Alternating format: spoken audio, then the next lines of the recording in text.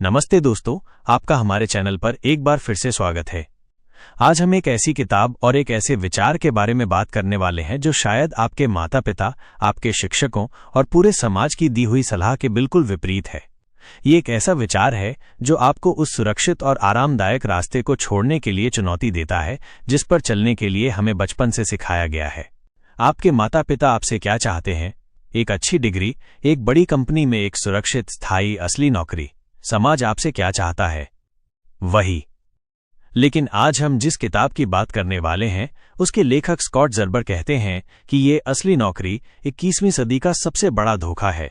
एक ऐसा सुंदर भ्रम जो आपकी क्षमता को सीमित करता है, आपकी रचनात्मकता को मारता है और आपको एक ऐसे सुनहरे पिंजरे में कैद कर देता है जहां आप किसी और के सपनों को पूरा करने के लिए अपनी पूरी जिंदगी लगा देते हैं। उस किताब का नाम है never get a real job, यानी कभी भी एक असली नौकरी मत करो। ये किताब उन सभी युवा, महत्वाकांक्षी और थोड़े विद्रोही लोगों के लिए एक घोषणा पत्र है जो 9 से 5 की इस दौड़ में फिट नहीं होते।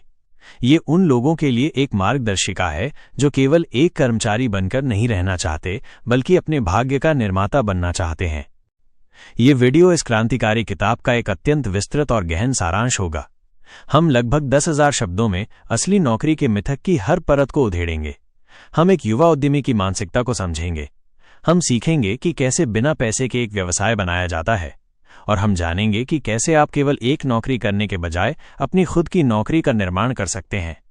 तो यदि आप उस भीड़ का हिस्सा बनकर नहीं रहना चाहते जो एक सुरक्षित भविष्य के भ्रम में जी रही है, और यदि आप अपनी शर्तों पर एक जीवन बनाने का साहस रखते हैं, तो मेरे साथ इस लंबी और आंखें खोल देने वाली यात्रा पर चलिए। ये चर्चा आपके करियर के बारे में सोचने के तरीके को हमेशा के लिए बदल सकती है। अध्याय 1, असली नौकरी का खतरनाक भ्रम और नया सत्य। स्कॉट ज़र्बर अपनी किताब की शुरुआत उस सबसे पवित्र धारणा पर प्रहार करके करते हैं जिसे हमारा समाज पूछता है, असली नौकरी की धारणा। वो कहते हैं कि हमारी पिछली पीढ़ियों के लिए एक बड़ी और स्थापित कंपनी में एक स्थायी नौकरी वास्तव में सुरक्षा और स्थिरता का प्रतीक हुआ करती थी। ये एक ऐसा सामाजिक अनुबंध था जहां आप कंपनी को अपनी वफादारी और अपनी जिंदगी के 40 साल देते थे और बदले में कंपनी आपको एक स्थिर वेतन, स्वास्थ्य लाभ और एक सुरक्षित सेवानिवृत्ति देती थी। लेकिन ज़र्बर तर्क देते हैं कि वो दुनिया अब मर चुकी है। 21वीं सदी में ये सामाजिक अनुबंध टूट चुका है। आज की असली नौकरी एक बहुत ही खतरनाक भ्रम है और इसके कई कारण हैं। पहला कारण है झूठी सुरक्षा का भ्रम। आज कोई भी नौकरी सुरक्षित नहीं है। बड़ी से बड़ी कंपनियां बिना किसी चेतावनी के हजारों कर्मचारियों को निकाल देती हैं। स्वचालन और कृत्रिम बुद्धिमत्ता हर दिन नौकरियों को खत्म कर रहे हैं। आपकी पूरी दुनिया, आपकी पूरी वित्तीय सुरक्षा एक ईमेल या एक प्रबंधक के एक निर्णय पर टिकी हुई है। कल्पना कीजिए रमेश की, एक 40 वर्षीय व्यक्ति जिसने 20 साल तक एक ही कंपनी के लिए पूरी ईमानदारी और मेहनत से काम किया। उसने अपनी छुट्टियां कुर्बान की, अपने परिवार के साथ समय नहीं बिताया, ये सोचकर कि कंपनी उसकी वफादारी का सम्मान करेगी। एक दिन सुबह वो दफ्तर आता है और उसे मानव संसाधन विभाग से एक ईमेल मिलता है कि कंपनी की पुनर्रचना की जा रही है और अब उसकी सेवाओं की आवश्यकता नहीं है। 20 साल की वफादारी का अंत एक ठंडे और अवैयक्तिक ईमेल से हो जाता है। रमेश के पास अब न तो नौकरी है और न ही उसके पास कोई ऐसा कौशल है जो बाजार में तुरंत बिक सके, क्योंकि उसने केवल एक ही कंपनी के लिए एक ही तरह का काम किया था। इसके विपरीत एक उद्यमी की सुरक्षा उसके अपने हाथों में होती है। वो किसी एक कंपनी या एक बॉस पर निर्भर नहीं होता। उसकी सुरक्षा उसके ग्राहकों, उसके कौशल और नई परिस्थितियों के अनुकूल ढलने की उसकी क्षमता में निहित होती है। दूसरा कारण है नवाचार और रचनात्मकता की मृत्यु। बड़ी कंपनियां अक्सर धीमी, नौकरशाही और जोखिम से बचने वाली होती हैं। यदि आपके पास कोई नया और क्रांतिकारी विचार है तो उसे वास्तविकता में बदलने के लिए आपको दर्जनों समितियों, अनगिनत प्रस्तुतियों और कई स्तरों के प्रबंधन से मंजूरी लेनी होगी। इस प्रक्रिया में आपका विचार या तो इतना बदल दिया जाता है कि उसका मूल स्वरूप ही खत्म हो जाता है, या वो लालफीताशाही की फाइलों में ही दम तोड़ देता है। असली नौकरी आपकी रचनात्मकता को पुरस्कृत नहीं करती, वो आपको प्रक्रिया का पालन करने के लिए पुरस्कृत करती है। तीसरा कारण है प्रतिभा का शोषण। जब आप किसी और के लिए काम करते हैं तो आप अपनी प्रतिभा, अपनी ऊर्जा और अपना समय किसी और के सपने को बनाने में लगा रहे होते हैं। आप जो मूल्य पैदा करते हैं उसका एक बहुत ही छोटा सा हिस्सा आपको वेतन के रूप में वापस मिलता है। असली मुनाफा कंपनी के मालिक या शेयरधारकों के पास जाता है। आप एक बहुत ही कुशल और बदलने योग्य पुर्जे की तरह होते हैं। तो नया सत्य क्या है? नया सत्य यह है कि आज के युग में असली सुरक्षा एक उद्यमी होने में है। असली सुरक्षा अपने भाग्य का नियंत्रण अपने हाथों में रखने में है। असली सुरक्षा लगातार नए कौशल सीखने और खुद को बाजार के लिए मूल्यवान बनाने में है। ये किताब आपको नौकरी छोड़ने के लिए नहीं उकसा रही है। ये आपको एक मानसिकता बदलने के लिए कह रही है। ये कह रही है कि अपने करियर को एक कर्मचारी की तरह नहीं बल्कि एक उद्यमी की तरह देखें, भले ही आप अभी किसी नौकरी में ही क्यों न हो। अध्याय 2, एक युवा उद्यमी की मानसिकता, सड़क की समझ किताबों से ज्यादा जरूरी है। यदि आप एक असली नौकरी के भ्रम को अस्वीकार करने का निर्णय लेते हैं तो आपको एक नई मानसिकता को अपनाना होगा। ये मानसिकता आपको किसी बिजनेस स्कूल में नहीं सिखाई जाती। ये सड़क पर वास्तविक दुनिया के अनुभवों से सीखी जाती है। पहला सिद्धांत है हसल का दर्शन। हसल का मतलब केवल कड़ी मेहनत करना नहीं है। हसल का मतलब है अथक, रचनात्मक और साधन संपन्न होना। इसका मतलब है कि जब आपके पास पैसा, संपर्क या संसाधन न हो तब भी आप रास्ता खोज लेते हैं। आइए हमारे काल्पनिक युवा उद्यमी अमन की कहानी से इसे समझते हैं। अमन पुणे में रहता है और वो एक वेब डिजाइन एजेंसी शुरू करना चाहता है। उसके पास कोई दफ्तर नहीं है, कोई कर्मचारी नहीं है और उसके बैंक खाते में बहुत कम पैसे हैं। एक सामान्य व्यक्ति हार मान लेगा, लेकिन अमन एक हसलर है। वो क्या करता है? वो अपने कॉलेज के दिनों के लैपटॉप पर काम करना शुरू करता है। वो ग्राहकों को खोजने के लिए हर दिन 50 से 100 व्यक्तिगत ईमेल भेजता है। वो स्थानीय व्यापारिक कार्यक्रमों में जाता है और लोगों से बात करता है। वो अपने पहले 5 ग्राहकों को लगभग मुफ्त में काम करने की पेशकश करता है, केवल एक अच्छे प्रशंसा पत्र और उनके काम को अपने पोर्टफोलियो में शामिल करने की अनुमति के बदले में। वो अपने खर्चों को न्यूनतम रखता है। वो महंगे दफ्तर के बजाय एक सस्ते सह कार्यस्थल यानी कोवर्किंग स्पेस से काम करता है। वो महंगे सॉफ्टवेयर खरीदने के बजाय मुफ्त और ओपन सोर्स विकल्पों का उपयोग करता है। ये है हसल। ये बहाने बनाने के बजाय समाधान खोजने की एक कला है। दूसरा सिद्धांत है असफलता को अपना सबसे अच्छा दोस्त बनाएं। हमारी शिक्षा प्रणाली और हमारा समाज हमें असफलता से डरना सिखाता है।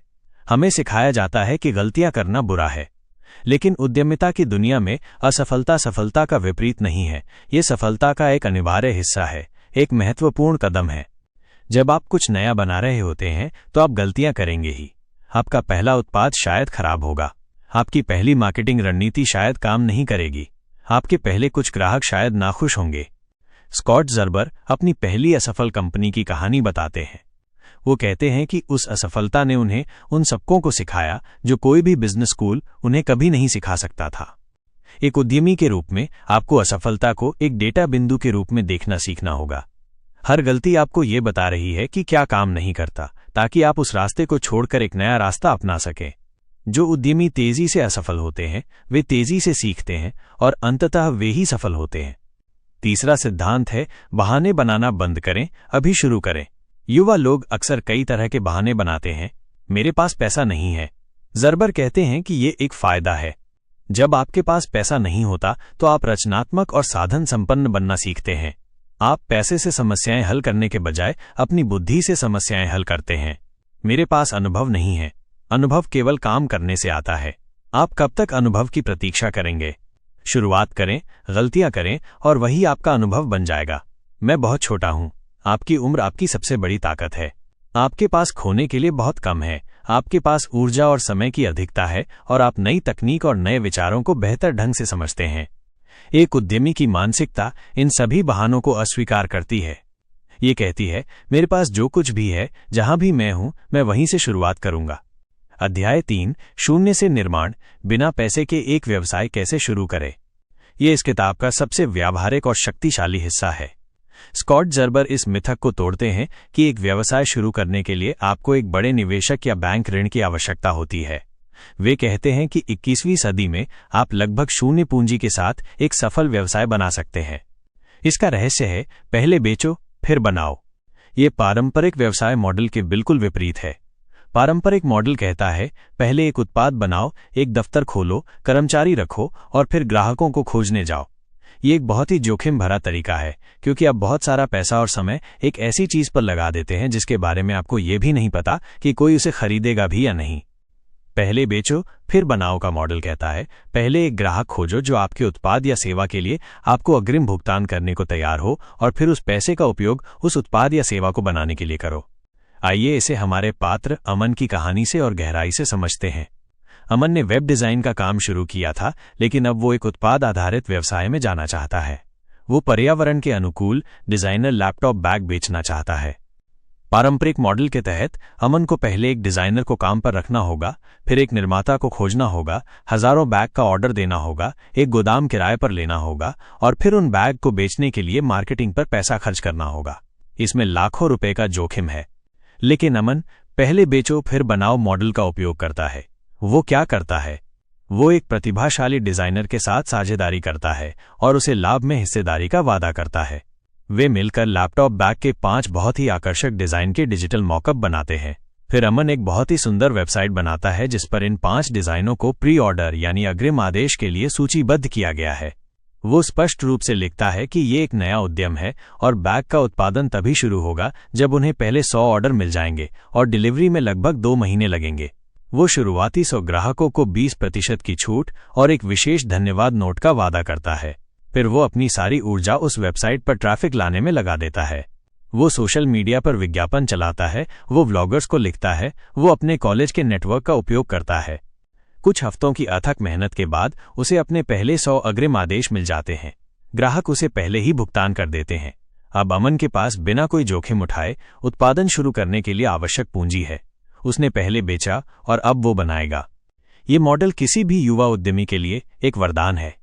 ये आपके जोखिम को लगभग शून्य कर देता है और ये आपको बाजार की वास्तविकता का तत्काल प्रमाण देता है। यदि लोग आपके विचार के लिए अग्रिम भुगतान करने को तैयार नहीं है, तो शायद आपका विचार उतना अच्छा नहीं है जितना आप सोचते थे। ज़रबर ये भी सलाह देते हैं कि शुरुआत करने का सबसे अच्छा तरीका एक सेवा आधारित व्यवसाय है। वेब डिज़ाइन, सामग्री लेखन, सोशल मीडिया प्रबंधन, व्यक्तिगत प्रशिक्षण, ट्यूशन ऐसी अनगिनत सेवाएं हैं जिन्हें आप बिना किसी पूंजी के केवल अपने कौशल और अपने समय का उपयोग करके शुरू कर सकते हैं। एक सेवा व्यवसाय आपको तत्काल नकदी प्रवाह, मूल्यवान अनुभव और एक ग्राहक आधार प्रदान करता है जिसका उपयोग आप बाद में एक उत्पाद आधारित व्यवसाय बनाने के लिए कर सकते हैं। अध्याय 4, बिक्री और विपणन की गुरिल्ला रणनीतियां। जब आपने शून्य से अपना व्यवसाय बना लिया है तो अगली चुनौती आती है ग्राहकों तक पहुंचने की। आपके पास बड़ी कंपनियों की तरह लाखों रुपए का विपणन बजट नहीं है, तो आप प्रतिस्पर्धा कैसे करेंगे? इसका उत्तर है गुरिल्ला रणनीतियों का उपयोग करके। आपको पैसे से नहीं बल्कि अपनी रचनात्मकता, अपनी हिम्मत और अपनी मेहनत से लड़ना होगा। पहली रणनीति है एक ब्रांड बनाएं, केवल एक व्यवसाय नहीं। शुरुआत में लोग आपकी कंपनी को नहीं खरीदते, वे आपको खरीदते हैं। आप ही अपनी कंपनी का चेहरा, उसकी आवाज और उसका ब्रांड हैं। अपनी एक व्यक्तिगत ब्रांड बनाएं जो प्रामाणिकता, विशेषज्ञता और भरोसे पर आधारित हो। हमारे पात्र अमन को ही देखिए। वो केवल लैपटॉप बैग नहीं बेच रहा है, वो अपने सोशल मीडिया पर अपनी यात्रा को साझा कर रहा है। वो इस बारे में लिखता है कि कैसे उसने टिकाऊ सामग्री की खोज की। वो अपने डिजाइनरों के साथ अपनी बैठकों के बारे में पोस्ट करता है। वो अपनी असफलताओं और सीखों के बारे में ईमानदारी से बात करता है। लोग उसकी कहानी से जुड़ते हैं। वे केवल एक बैग नहीं खरीद रहे हैं, वे अमन के जुनून और उसकी यात्रा का एक हिस्सा बन रहे हैं। ये एक ऐसा भावनात्मक संबंध है जिसे कोई भी बड़ी अवैयक्तिक कंपनी नहीं बना सकती। दूसरी रणनीति है हर कोई आपका ग्राहक नहीं है, अपनी श्रेणी खोजें। बड़ी कंपनियां हर किसी को अपना उत्पाद बेचने की कोशिश करती हैं। आपके पास ऐसा करने के लिए संसाधन नहीं है। आपको अपनी एक बहुत ही विशिष्ट श्रेणी यानी नीश चुननी होगी। अमन हर किसी के लिए लैपटॉप बैग नहीं बना रहा है। वो केवल उन युवा, पर्यावरण के प्रति जागरूक छात्रों और पेशेवरों के लिए बैग बना रहा है जो डिजाइन को महत्व देते हैं। ये एक बहुत ही विशिष्ट दर्शक वर्ग है। जब आप एक श्रेणी चुनते हैं तो आप उस छोटे समूह के लिए सबसे अच्छा समाधान बन सकते हैं। आपकी मार्केटिंग अधिक केंद्रित और प्रभावी हो जाती है। आप एक छोटे तालाब में एक बड़ी मछली बन सकते हैं, बजाय इसके कि आप एक बड़े महासागर में एक गुमनाम छोटी मछली बने रहें। तीसरी रणनीति है मुंह के प्रचार की शक्ति का उपयोग करें। आपके लिए सबसे अच्छा विक्रेता आप नहीं है, बल्कि आपका एक खुश ग्राहक है। शुरुआत में अपने हर एक ग्राहक को एक असाधारण अनुभव देने पर अपनी पूरी ऊर्जा केंद्रित करें। जब अमन को अपना पहला ऑर्डर मिलता है तो वो केवल बैग नहीं भेजता, वो उस बैग को बहुत ही सुंदर हाथ से बने पैकेज में भेजता है। वो उसके साथ एक हाथ से लिखा हुआ धन्यवाद नोट भेजता है। वो डिलीवरी के एक हफ्ते बाद ग्राहक को व्यक्तिगत रूप से ईमेल करके पूछता है कि क्या वे बैग से खुश हैं। वो ग्राहक इतना प्रभावित होता है कि वो अपने सोशल मीडिया पर उस बैग और उस नोट की तस्वीर पोस्ट करता है। उसके दोस्त देखते हैं और पूछते हैं ये कहाँ से मिला। अमन को बिना किसी खर्च के नए ग्राहक मिल जाते हैं। ये है गुरिल्ला मार्केटिंग। ये रचनात्मकता और व्यक्तिगत स्पर्श के बारे में है, न कि बड़े बजट के बारे में। अध्याय 5, एक संस्थापक के रूप में जीवन और टीम का प्रबंधन। उद्यमिता केवल एक व्यवसाय चलाने के बारे में नहीं है, ये एक जीवन शैली है। ये आपके जीवन के हर पहलू को प्रभावित करती है। इस अंतिम खंड में जर्बर एक संस्थापक के रूप में अपने जीवन और अपनी टीम को प्रबंधित करने के लिए कुछ महत्वपूर्ण सलाह देते हैं। पहला सिद्धांत है, खुद को नौकरी से निकालें। जब आप अपना व्यवसाय शुरू करते हैं तो आप सब कुछ खुद करते हैं। आप निर्माता भी हैं, विक्रेता भी हैं और लेखाकार भी हैं। लेकिन जैसे जैसे आपका व्यवसाय बढ़ता है, आपको ये सीखना होगा कि कैसे आप खुद को उन कामों से निकालें जो आप या तो अच्छे से नहीं करते हैं या जो आपके समय का सर्वोत्तम उपयोग नहीं है। जैसे ही अमन के पास थोड़ा पैसा आता है, वो अपने व्यवसाय के वित्तीय हिसाब किताब को संभालने के लिए एक फ्रीलांस लेखाकार को काम पर रख लेता है। इससे उसका समय और मानसिक ऊर्जा मुक्त हो जाती है, ताकि वो उन चीजों पर ध्यान केंद्रित कर सके जो वो सबसे अच्छा करता है, यानी डिजाइन और मार्केटिंग। एक सफल उद्यमी वो है जो लगातार खुद को उन कामों से निकालता रहता है जिन्हें कोई और कर सकता है, ताकि वो उन कामों पर ध्यान केंद्रित कर सके जो केवल वही कर सकता है। दूसरा सिद्धांत है, एक सलाहकार बोर्ड बनाएं, भले ही वो अनौपचारिक हो। आप सब कुछ नहीं जान सकते। आपको ऐसे अनुभवी लोगों के मार्गदर्शन की आवश्यकता होगी जो उस रास्ते पर पहले ही चल चुके हों। आपको एक औपचारिक निदेशक मंडल बनाने की आवश्यकता नहीं है। आप 3 से 4 अनुभवी उद्यमियों या पेशेवरों का एक अनौपचारिक सलाहकार बोर्ड बना सकते हैं। ये वे लोग होने चाहिए जिन पर आप भरोसा करते हैं और जो आपकी सफलता में रुचि रखते हैं। लेकिन आप इन व्यस्त और सफल लोगों को अपने सलाहकार बनने के लिए कैसे मनाएंगे? उनसे कुछ मांगकर नहीं, बल्कि उन्हें कुछ देकर। उनकी विशेषज्ञता के क्षेत्र में उनकी मदद करें, उन्हें अपनी नेटवर्क से मिलवाएं या बस उनके काम में सच्ची रुचि दिखाएं। जब आप पहले मूल्य देते हैं तो लोग आपकी मदद करने के लिए अधिक इच्छुक होते हैं। तीसरा सिद्धांत है, अपने स्वास्थ्य को अपनी सबसे बड़ी संपत्ति मानें। उद्यमिता एक मैराथन है, स्प्रिंट नहीं। संस्थापक अक्सर अपने काम के जुनून में अपने स्वास्थ्य, अपनी नींद और अपने रिश्तों की उपेक्षा कर देते हैं।